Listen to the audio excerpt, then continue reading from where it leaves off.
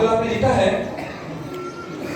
اس پر حاکم کے سپاہیوں نے یسوع کو قلعے میں لے جا کر ساری پلٹن اس کے گرد جمع کی اور اس کے کپڑے اتار کر اسے قیمتی جوغا پہنایا اور کانٹوں کا تاج بنا کر اس کے سر پر رکھا اور ایک سرکنڈا اس کے داہنے ہاتھ میں دیا اور اس کے آگے گھٹنے ٹیک کر اسے ٹھٹھوں میں اڑانے لگے کہ اے یہودیوں کے بادشاہ آداب، اور اس پر تھوکا اور وہی سرکنڈا لے کر اس کے سر پر مارنے لگے اور جب اس کا ٹھٹھا کر چکے تو چوڑے کو اس پر سے اتار کر پھر اسی کے کپڑے اسے پہنائے اور مصلوب کرنے کو لے گئے۔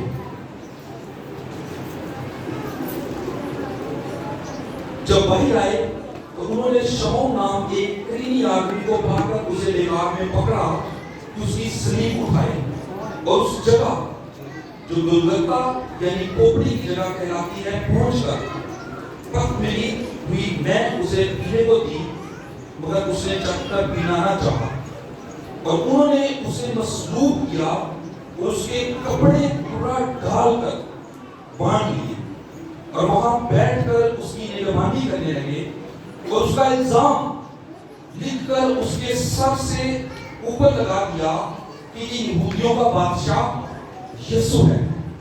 اس وقت اس کے ساتھ دو ڈاکو مصلوب ہوئے، ایک داہنے اور ایک بائیں، اور راہ چلنے والے سر ہلا ہلا کر اس کو لام تان کرتے اور کہتے تھے اے مقدس کے ڈھانے والے اور 3 دن میں بنانے والے، اپنے تئیں بچا، اگر تو خدا کا بیٹا ہے تو صلیب پر سے اتر آ۔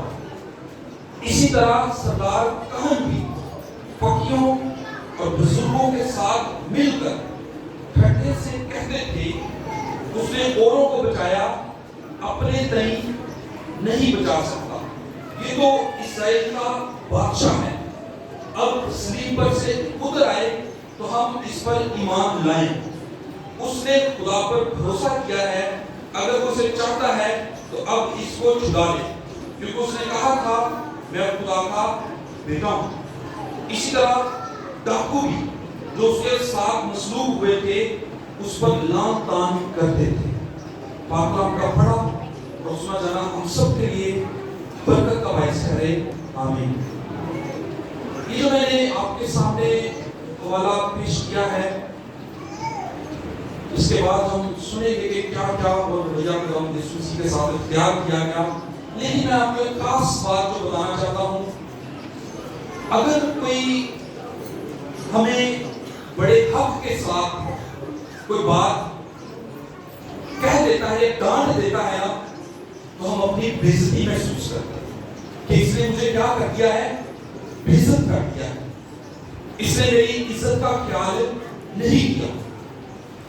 یسوع مسیح کو نہ صرف جسمانی طور پہ بلکہ ذہنی طور پہ اتنا ذلیل کیا گیا، اتنی بے عزتی کی گئی، اس کے اعتماد کو گرانے کی کوشش کی، اس کو ذہنی طور پہ معذور کرنے کی، مفلوج کرنے کی کوشش کی۔ حکومت کے جو حکومتی لوگ تھے، وہ جو مذہبی لوگ تھے، وہ جو معاشرے کے لوگ تھے، وہ سب کے سب جو جن کے منہ میں آیا انہوں نے اس کو کہا اور اسی کے دعووں کو مذاق بنا کر اس کے سامنے پیش کیا کہ تو اپنی ہی باتوں میں پورا نہیں کر رہا۔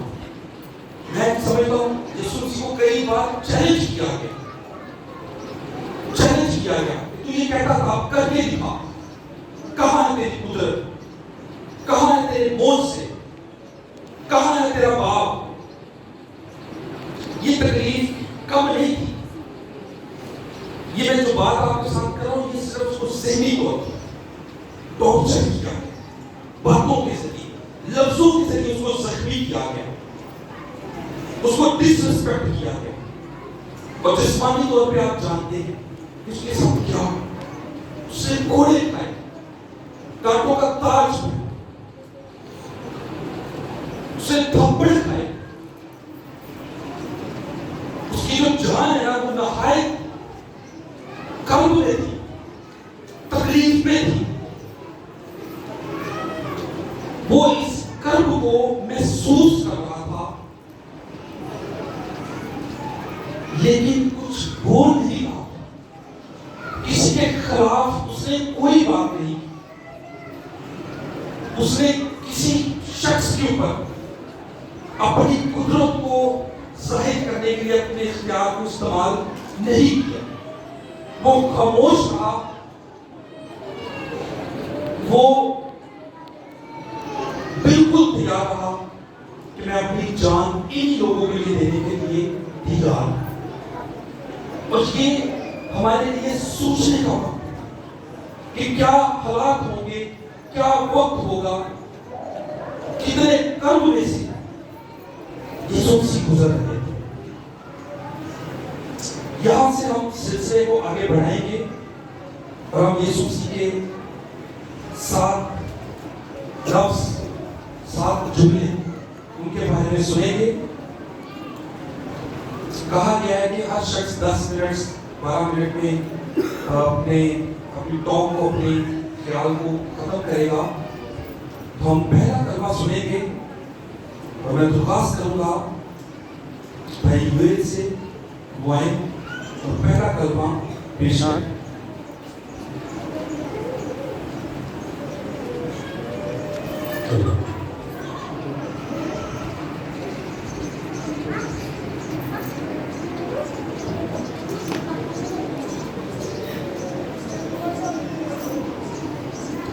مسیح یسوع کے نام میں ہم سب کو سلام.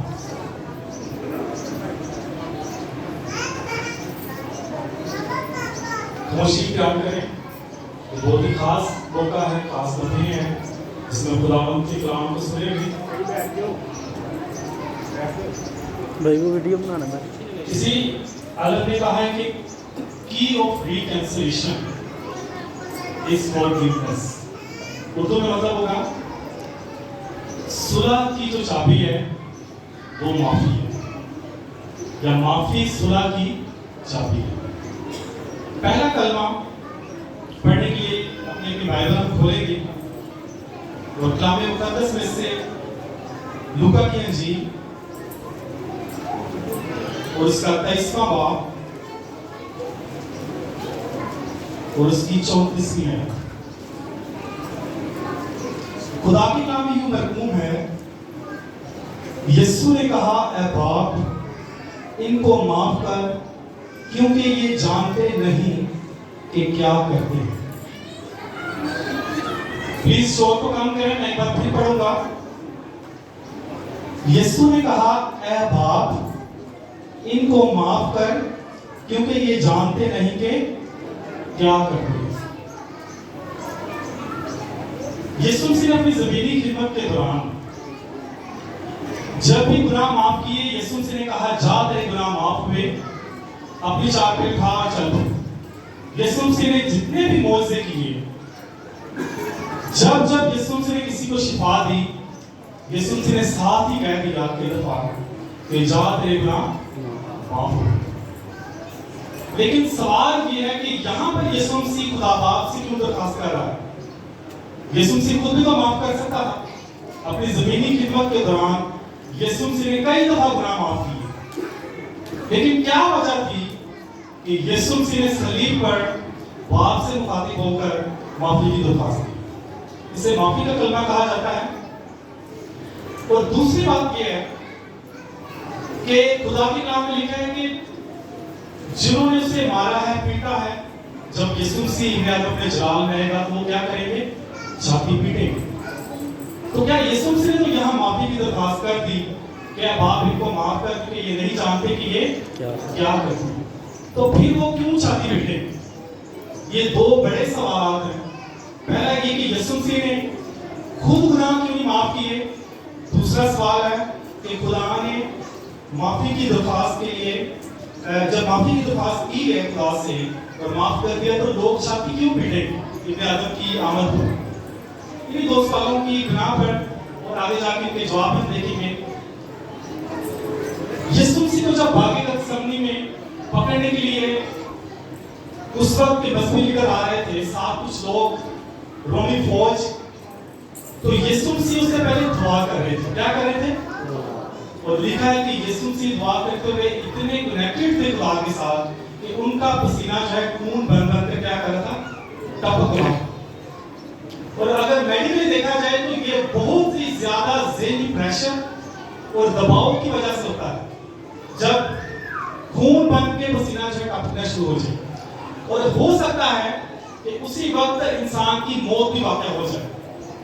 لیکن یسوع مسیح نے کہا خدا باپ سے کہ یہ پہلا اگر ہو سکے تو مجھ سے ٹل جائے، بلکہ میری نہیں بلکہ تیری مرضی پوری ہو۔ تو اس وقت یسوع مسیح نے خدا باپ سے کہا کہ میں ابھی موت حاصل نہیں کرنا چاہتا، میں یہ نہیں چاہتا کہ باغ گتسمنی میں میری موت ہو جائے، بلکہ یسوع مسیح نے کہا کہ میں تو اس صلیب کے سفر تک جانا چاہتا ہوں۔ پوری قربانی کا جو رستہ ہے، پوری قربانی کا جو نظام ہے، اس کو پورا کرنا چاہتا ہوں۔ تو خدا یسوع مسیح نے خدا سے درخواست کی کہ میری نہیں بلکہ تیری مرضی پوری ہو۔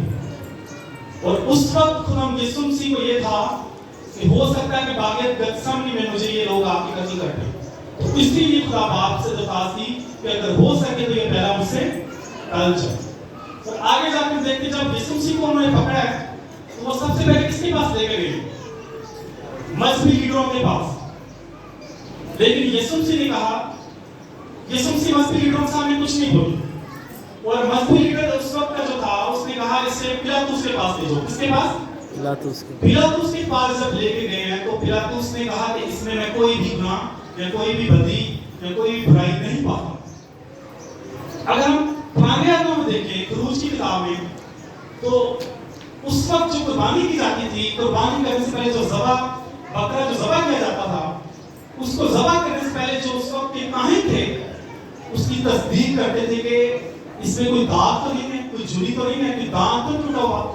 خدا کے حضور وہ ذبح جو بکرا ہے یا بچڑا ہے وہ ذبح ہونے کے لیے پیش ہونا ہوتا تھا، اس لیے اس وقت کے جو مذہبی لیڈر رہنما کاہن ہوتے تھے وہ تصدیق کرتے تھے کہ اس میں کوئی داغ تو نہیں۔ لیکن اس وقت یسوع مسیح کی تصدیق اس رومی جو حاکم ہے اس نے کی کہ اس میں کوئی بھی داغ یا کوئی بھی گناہ یا برائی نہیں پاتا۔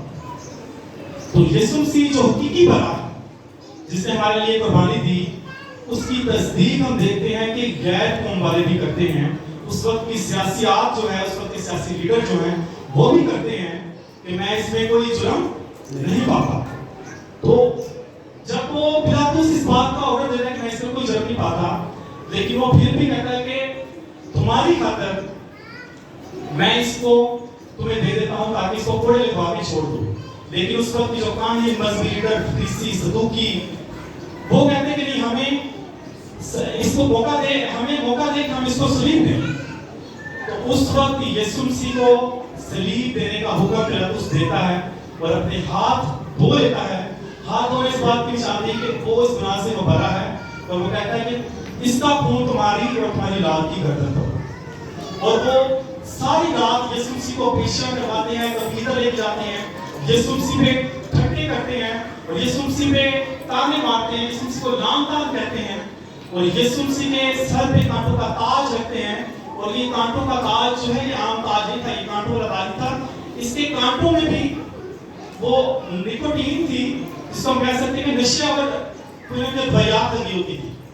اور جب وہ تاج پہناتے تھے سر پہ تو جو ہی وہ کانٹے سر میں رکھتے تھے تو انسان کا جو ذہنی لیول ہے وہ بھی ڈاؤن ہونا شروع ہو جاتا ہے۔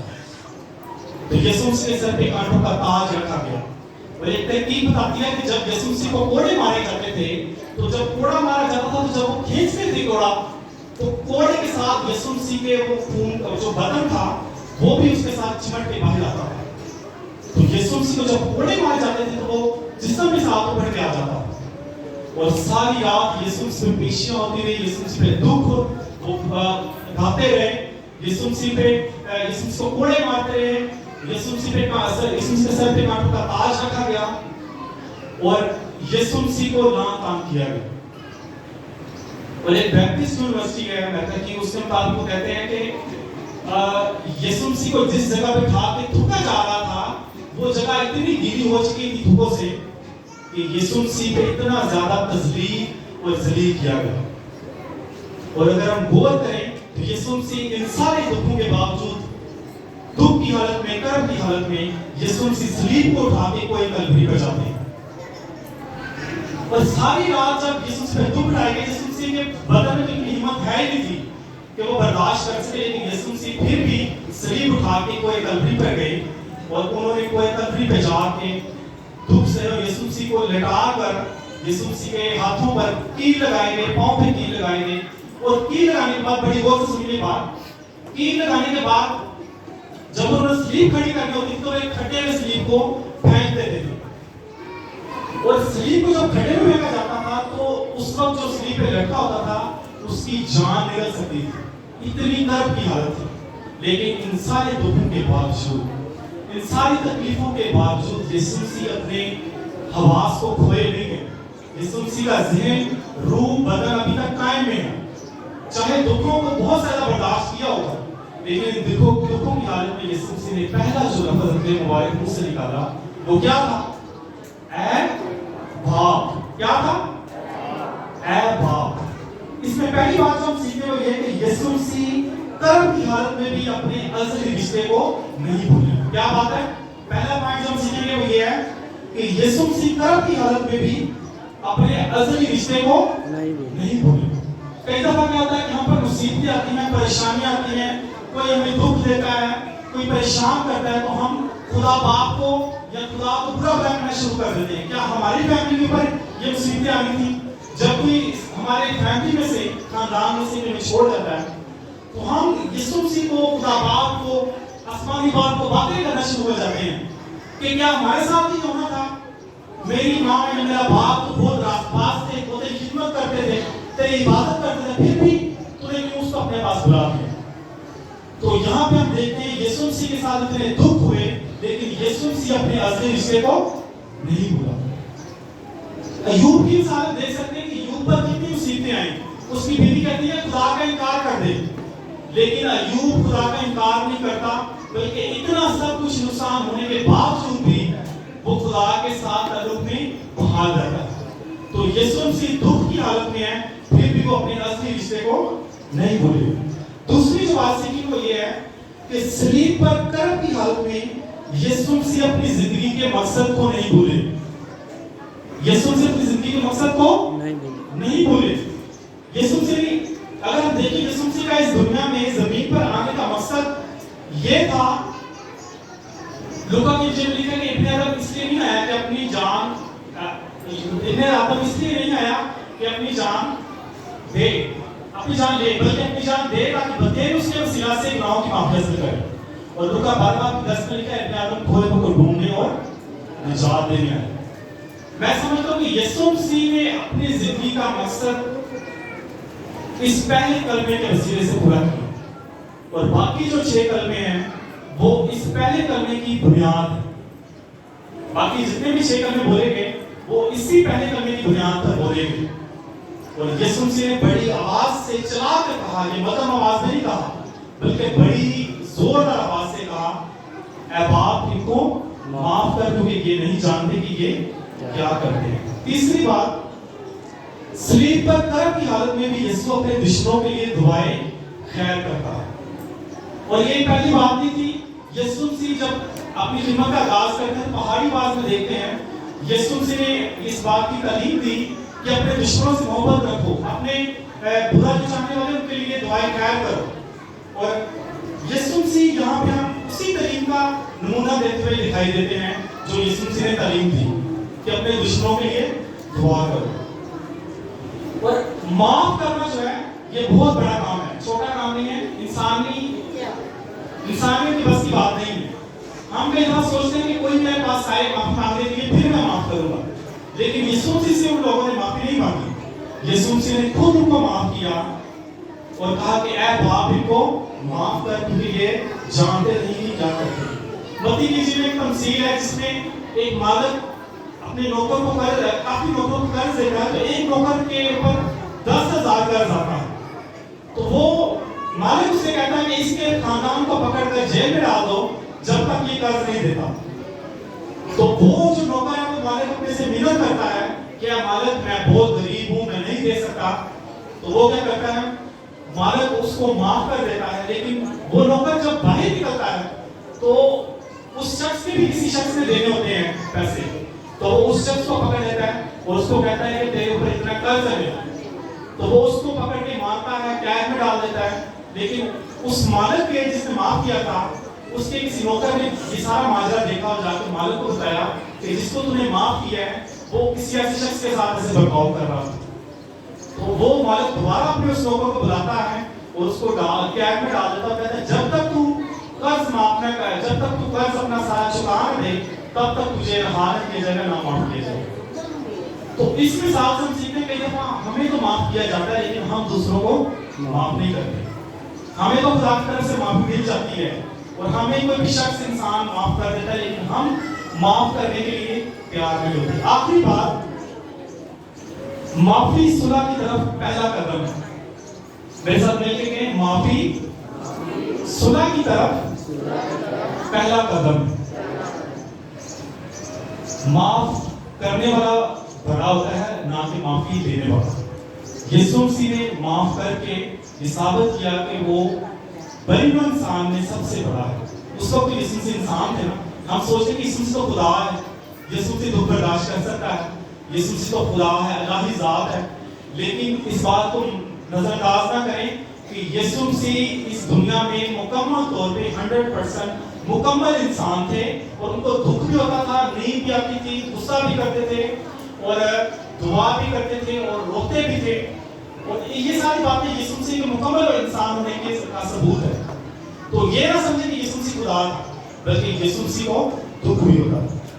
آخری ایک تمثیل دیکھیں گے, اس کے بعد میں اس حوالے کو, اس کلمے کو ختم کروں گا. مسلم بیٹے کی تمثیل ہے. اس میں ہم دیکھتے ہیں کہ مسلم بیٹا جو ہے مکمل طور پہ بگڑ کے اپنے باپ کو, اپنے خاندان کو چھوڑ کے چلا جاتا ہے. لیکن ایک دن اس کو یاد آتا ہے کہ میرے باپ کے گھر میں تو بہت سارے نوکر ہیں جو مجھ سے بھی اچھا کھانا کھاتے ہیں. تو وہ کیا کرتا ہے, واپس آتا ہے. اور جب واپس آتا ہے تو اس کا باپ دیکھتا ہے کہ اس کا بیٹا دیکھتا ہے کہ اس کا باپ جو ہے ہاتھوں کو پھیلائے ہوئے رستے میں کھڑا ہے اور انتظار میں ہے, اور باہیں پھیلا کے اس کو وہ دیکھتا ہے کہ اس کا باپ کھڑا ہے, اور وہ جلدی سے بھاگ کر اپنے باپ کے پاس آتا ہے اور اس کو گلے لگاتا ہے. مسلم بیٹے کی تمثیل میں دیکھتے ہیں ہم کہ خدا باپ معاف کرنے کے لیے ہمیشہ کیا ہے, تیار رہتا ہے. اور یہ صلح کی طرف پہلا قدم ہے جو میں سمجھتا ہوں کہ خدا یسوع مسیح نے پہلا قدم خود اٹھایا, نہ کہ کسی انسان نے. اور یسوع مسیح نے پہلا قدم اٹھا کے ہمیں معافی کا رستہ بھی کھول دیا. آج جو بھی یسوع مسیح پر ایمان لے کر آتا ہے, خدا یسوع مسیح کے کفارے پر ایمان لاتا ہے, خدا یسوع مسیح اس کو معاف کرنے کے لیے تیار ہے. افسیوں کی خط اس کے 4 باب اور اس کی 32 آیت میں لکھا ہے, اور ایک دوسرے پر مہربان اور نرم دل ہو جس طرح خدا بھی مسیح یسوع میں تمہارے قصور معاف کرتا ہے, اور تم بھی ایک دوسرے کے قصور معاف کرو. ضرورت اس بات کی ہے کہ ہمیں تو معاف کر دیا گیا ہے خدا یسوع مسیح کے خون کے وسیلہ سے, خدا یسوع مسیح کی قربانی کے وسیلہ سے. لیکن کیا اپنے زمینی رشتوں میں ہم کسی کو معاف کرتے ہیں؟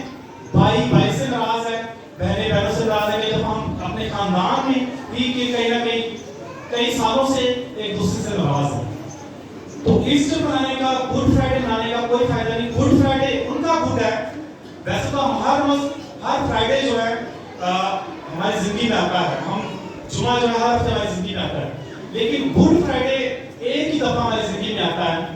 اور اس دن کا ایک خاص مقصد یہ ہے کہ اس دن خدا یسوع مسیح نے ہم سب کے لیے صلیب پر جان دی اور اپنا قیمتی خون بہایا, اور ہمارے گناہوں کے لیے خدا یسوع مسیح نے صلیب پر لٹک کے اس بات کا اعلان کیا کہ اے باپ ان کو معاف کر, کیونکہ یہ جانتے نہیں کہ کیا کرتے ہیں. یہ جانتے نہیں کہ کیا کرتے ہیں, اس کا مطلب ہے کہ اس وقت کے لوگ اس بات سے بے خبر تھے, اور یسوع مسیح نے اس وقت کے لوگوں کو معاف نہیں کیا صرف رومی حکومت کو یا مذہبی لیڈروں کو, بلکہ یسوع مسیح نے پوری دنیا کی معافی کا اعلان کیا. تو آج جو شخص بھی, کوئی شخص بھی معافی کے لیے یسوع مسیح کے پاس آتا ہے, یسوع مسیح اس کو معاف کرتا ہے. اگر ہم نے کسی کو معاف نہیں کیا زمینی رشتے میں تو آج ضرورت ہے ہم اس کو معاف کریں, پھر ہمارا ایسٹر عید کیا مطلب مسیح ہماری بہتر ہوگی. اپنی آنکھیں بند کریں خداوند کے حضور اور اس بات کو سوچیں کہ کون سا ایسا میرا زمینی رشتہ ہے جس کو ابھی تک میں نے معاف نہیں کیا. اپنی آنکھیں بند کریں, سروں کو جھکائیں اور اس بات کا اقرار کریں. اور یسوع مسیح نے معافی کا راستہ کھول دیا ہے. ضرورت اس بات کی کہ یسوع مسیح کی صلیب کے نیچے آئیں اور یسوع مسیح سے معافی کی درخواست کریں اور خدا یسوع مسیح آپ کو معاف کرے.